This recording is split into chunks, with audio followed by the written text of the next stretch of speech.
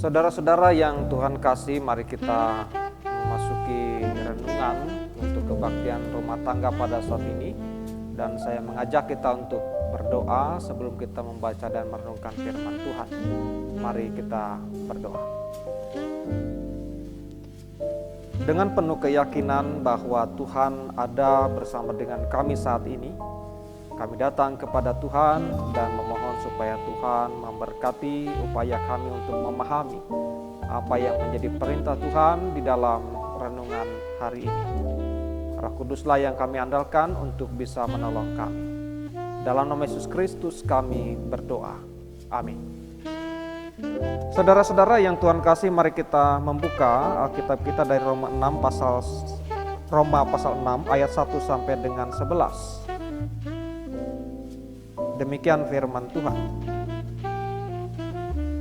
Jika demikian, apakah yang hendak kita katakan? Bolehkah kita bertekun dalam dosa supaya semakin bertambah kasih karunia itu? Sekali-kali tidak. Bukankah kita telah mati bagi dosa? Bagaimana kita masih dapat hidup di dalamnya?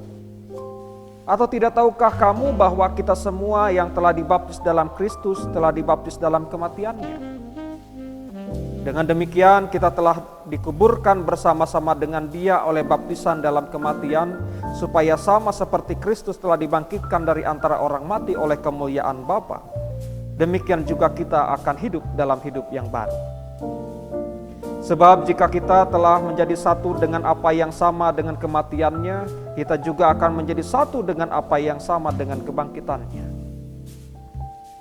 Karena kita tahu bahwa manusia lama kita telah turut disalibkan, supaya tubuh kita hilang kuasanya, agar jangan kita menghambakan diri lagi kepada dosa.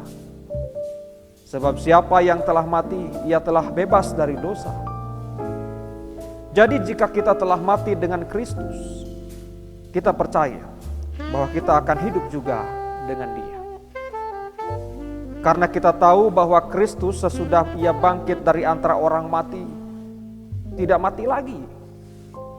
Maut tidak berkuasa lagi atas Dia. Sebab kematiannya adalah kematian terhadap dosa, satu kali dan untuk selama-lamanya. Dan kehidupannya adalah kehidupan bagi Allah. Demikianlah hendaknya kamu memandangnya, bahwa kamu telah mati bagi dosa, tetapi kamu hidup bagi Allah dalam Kristus Yesus. Demikianlah Bapak Ibu Saudara-saudara firman yang kita dengar bersama. Berbahagialah setiap orang yang mendengarkan firman Tuhan, memelihara dan melakukan dalam hidupnya. Saudara-saudara yang Tuhan kasihi, tema yang akan kita renungkan pada kesempatan ini yaitu hidup hanya bagi Allah dalam Kristus. Mengawali renungan ini, saya ingin bertanya kepada kita sekalian. Saudara-saudara, pernahkah kita merenungkan untuk apa kita hidup di dunia ini? Mungkin kita ada yang menjawab, di antara kita ada yang menjawab, ya kita hidup di dunia ini untuk berkembang hingga dewasa, sekolah, kuliah, bekerja, mencari jodoh, menikah, punya anak, menikahkan anak, dan seterusnya. Tapi jangan lupa saudara-saudara bahwa kita hidup dalam dunia ini ternyata harus mengalami sebuah proses kematian. Sehingga hidup ini harus dimaknai secara mendalam, bukan hanya soal bagaimana kita berkembang, tapi juga mempersiapkan kehidupan setelahnya. Saudara-saudara yang Tuhan kasih, bacaan kitab suci pada hari ini berbicara tentang bagaimana kita memandang arti kehidupan kita di dalam Kristus. Kita hidup di dunia yang penuh dengan dosa. Kenapa? Karena di luar sana saudara-saudara masih banyak orang yang hidup dalam dosa, menikmati hidup dalam dosa. Kita menyaksikan korupsi di mana-mana, menipu, merampok, maling, narkoba, seks bebas, hedonisme, bahkan banyak lagi hal-hal yang lain menjadi bagian realitas manusia saat ini. Saudara-saudara, itulah yang kita hadapi. Mari kita melihat apa yang disampaikan oleh Rasul Paulus kepada jemaat di Roma. Awalnya saudara-saudara, Rasul Paulus menegaskan dalam pasal yang kelima bahwa orang percaya telah dibenarkan secara cuma-cuma hanya oleh anugerah berdasarkan kasih karunia atau sola gratia dari Allah melalui iman kepada Kristus. Rupanya Bapak Ibu Saudara-saudara, pengajaran tersebut mendapatkan respon beragam dari para pendengarnya. Bahkan ada yang keliru memahaminya.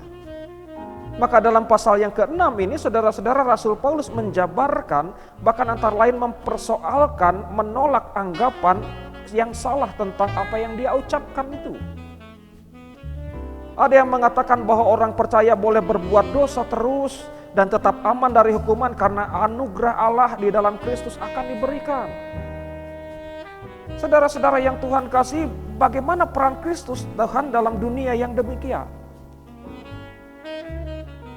Kasihnya sangat besar, bahkan lebih besar dari murkanya. Memang pengampunannya lebih besar daripada penghukumannya. Karena Tuhan tahu saudara-saudara, saat ini manusia tidak sepenuhnya berada dalam kesempurnaan lagi seperti pertama kali diciptakan. Dengan beragam godaan, kesenangan, kebahagiaan dari dunia, manusia menjadi lemah terhadap dosa. Dan Tuhan selalu memberikan pengampunan. Oleh karena itu saudara-saudara, lalu muncul pertanyaan, apakah kita boleh bertekun dalam dosa? Bukankah Tuhan yang baik itu, Tuhan yang maha baik itu yang akan memberikan kasih karunia-Nya untuk mengampuni dosa-dosa kita? Rasul Paulus berkata dengan jelas, ia berkata sekali-kali tidak. Artinya saudara-saudara, orang yang percaya kepada Tuhan tidak boleh lagi hidup di dalam dosa. Mengapa demikian? Mari kita telusuri pemahaman Rasul Paulus ini. Lebih lanjut ia menyampaikan dasar iman berikut ini, bahwa apa yang dialami oleh Yesus Kristus, jika kita mengaku percaya kepadanya, maka kita terhisap di dalamnya. Pertama saudara-saudara, bahwa kita semua yang telah dibaptis dalam Kristus telah dibaptis dalam kematiannya. Ini sebuah peristiwa yang pertama. Yang kedua saudara-saudara, dikatakan demikian, sama seperti Kristus telah dibangkitkan dari antara orang mati oleh kemuliaan Bapa, demikian juga kita hidup dalam hidup yang baru. Artinya ketika Kristus bangkit, maka kita pun bangkit. Yang ketiga saudara-saudara, sebab kematiannya adalah kematian terhadap dosa satu kali untuk selama-lamanya, dan kehidupannya adalah kehidupan bagi Allah. Demikian jugalah hendaknya kamu memandangnya, kata Rasul Paulus, bahwa kamu telah mati bagi dosa, tetapi kamu hidup bagi Allah dalam Yesus Kristus. Saudara-saudara yang Tuhan kasihi, apa yang Yesus alami kita terhisap di dalamnya. Inilah pesan yang disampaikan oleh Rasul Paulus. Sekali lagi Bapak Ibu, Yang Tuhan kasih, dengan demikian kita juga mengambil bagian dalam keseluruhan hidup Yesus yang telah dijalani semasa hidupnya di dunia ini.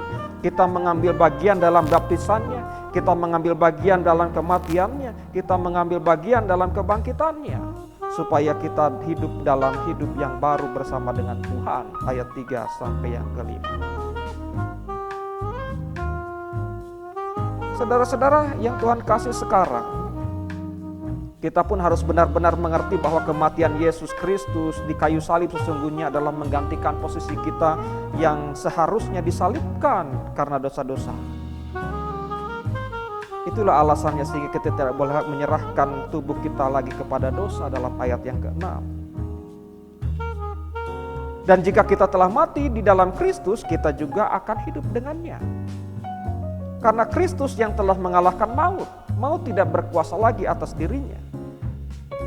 Demikian juga maut tidak akan berkuasa atas orang yang percaya, yang setia kepadanya, dalam ayat 8 sampai ayat yang ke-9.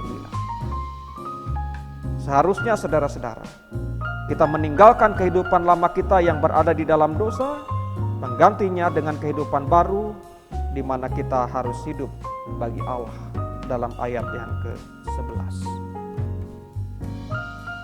Pertanyaannya adalah bagaimana konkret atau mempraktekkan hidup bagi Allah dalam Kristus.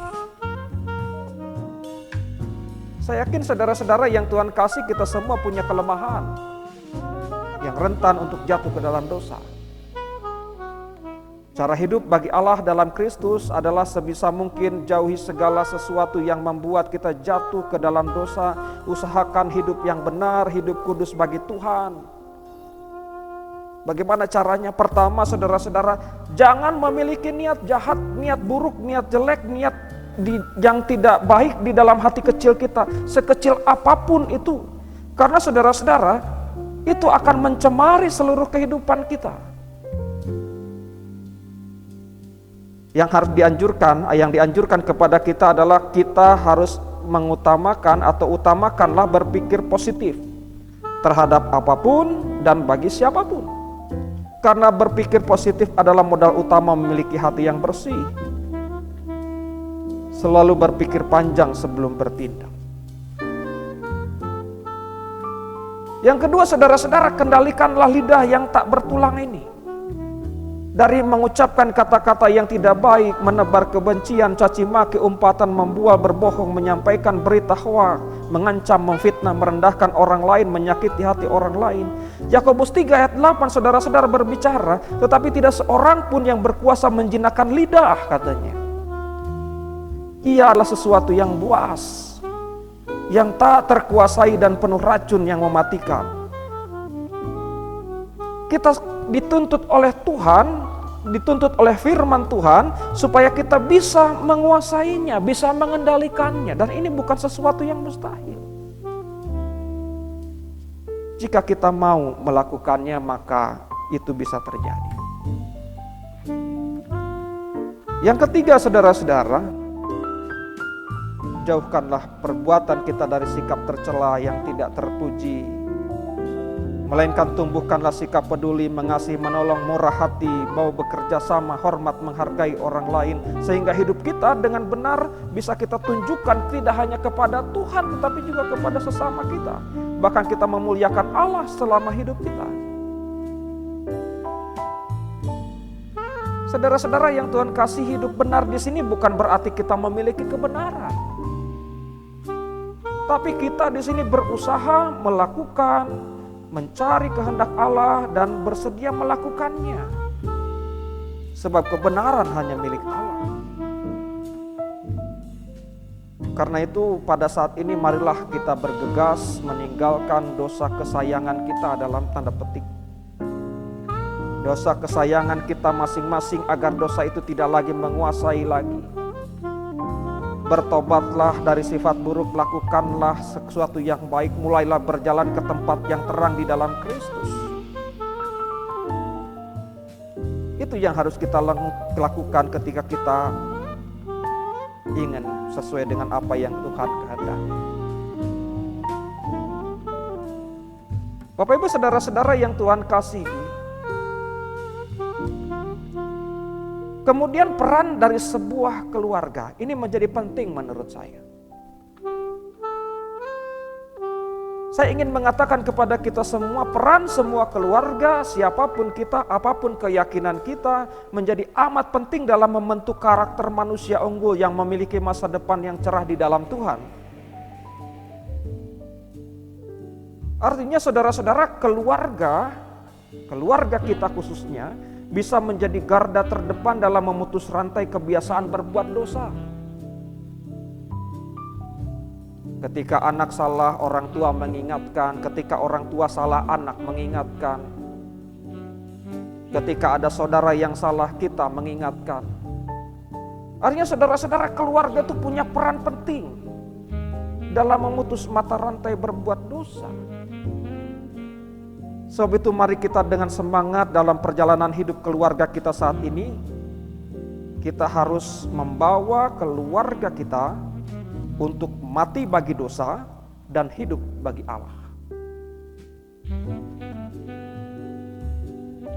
Bagi kita yang percaya kepada Kristus, ingat bahwa kita telah ditebus dengan harga yang sangat mahal, yaitu dengan darah Kristus sendiri dalam 1 Petrus 1 ayat yang ke-9. Karena itu jangan sia-siakan penebusan yang sudah Yesus berikan untuk kita dan keluarga kita. Tuhan memberkati saudara. Amin.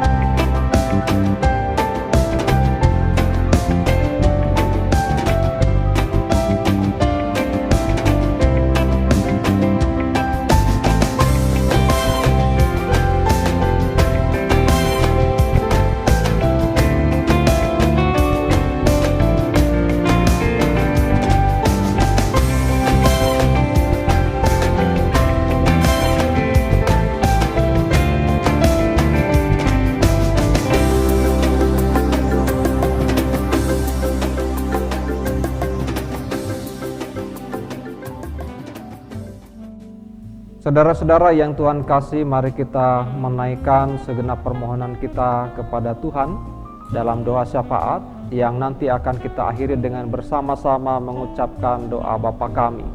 Mari kita berdoa. Sejauh ini apa yang Tuhan sudah katakan tentu menjadi sebuah catatan penting bagi kami untuk kami lakukan dengan penuh kesetiaan. Biarlah ini menjadi bagian kehidupan kami selamanya. Roh Kudus menolong kami untuk melakukannya. Saat ini ya Bapa, hadirlah bersama dengan kami. Dengarkanlah seru doa permohonan kami saat ini. Kami berdoa untuk setiap keluarga jemaat Tuhan dimanapun berada. Kasih kami, berkati kami. Berikan kepada kami berkat yang luar biasa dari Tuhan, agar kami juga bisa terus memberkati setiap orang lain yang kami jumpai. Pakailah keluarga kami sebagai alat untuk kemuliaan nama-Mu. Bapa dalam surga, kami juga berdoa bagi kehidupan orang-orang yang ada di sekitar kami, mereka yang sudah menjadi yatim piatu, lanjut usia, janda duda. Berkatilah mereka dalam kehidupannya, agar mereka tetap bersyukur kepada Tuhan, dan Tuhan menjadi sahabat sejati buat mereka. Kami juga berdoa bagi saudara-saudara kami yang sakit. Tuhan berkati, Engkau sembuhkan, Engkau jauhkan mereka dari hal-hal yang tidak diinginkan, dan biarlah mereka dengan penuh rasa syukur datang memohon supaya Tuhan menjamah kehidupan mereka, dan sakit penyakit pun boleh berangsur-angsur pulih. Kami juga berdoa bagi segenap jemaat Tuhan yang sedang bergumul. mengumuli imannya. Tuhan berkati supaya kehidupan mereka diberikan kepastian, sehingga iman mereka boleh bertumbuh dengan baik. Bapa yang Maha Kasih, kami juga berdoa pada saat ini untuk kehidupan persekutuan jemaat Tuhan.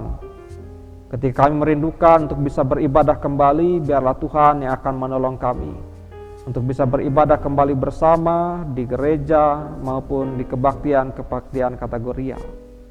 Pimpin kami Bapa, supaya kami bisa terus mengupayakan kebaikan dalam menjaga diri, menjaga segala sesuatu yang kami miliki dari hal-hal yang tidak diinginkan, sehingga kami bisa melaksanakan kebaktian pada saatnya nanti. Kami juga berdoa ya Tuhan bagi kehidupan bangsa dan negara kami. Berkatilah para pemimpin bangsa, berkatilah juga berbagai kebijakan yang dikeluarkannya, supaya itu semua mendatangkan kebaikan dan kemakmuran bagi rakyat yang dipimpinnya. Bapa dalam surga, inilah syafaat kami, biarlah Roh Kudus menolong kami. Dan di dalam Kristus kami berdoa, dalam Kristus pula kami hendak bersama-sama menaikkan doa Bapa kami seperti demikian. Bapa kami yang di surga, dikuduskanlah nama-Mu. Datanglah kerajaan-Mu, jadilah kehendak-Mu di bumi seperti di surga. Berikanlah kami pada hari ini makanan kami yang secukupnya, dan ampunilah kami akan segala kesalahan kami, seperti kami juga telah mengampuni orang yang bersalah kepada kami. Dan janganlah membawa kami ke dalam pencobaan, tapi lepaskanlah kami dari yang jahat, karena Engkau yang punya kerajaan, kuasa dan kemuliaan sampai selama-lamanya. Amin.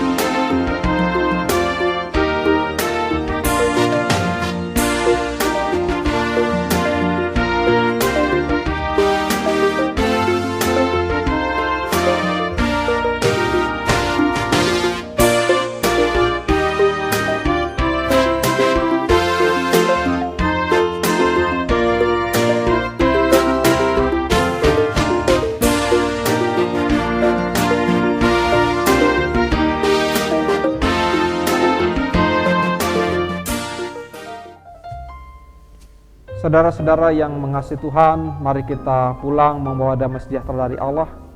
Tetap setialah kepada Tuhan, saling menolong satu dengan yang lain, dan terimalah berkat Tuhan. Kasih karunia dan damai sejahtera dari Allah Bapa kita, Tuhan kita Yesus Kristus, dan persekutuan Roh Kudus menyertai dan memberkati kehidupan saudara sekarang sampai selama-lamanya. Amin.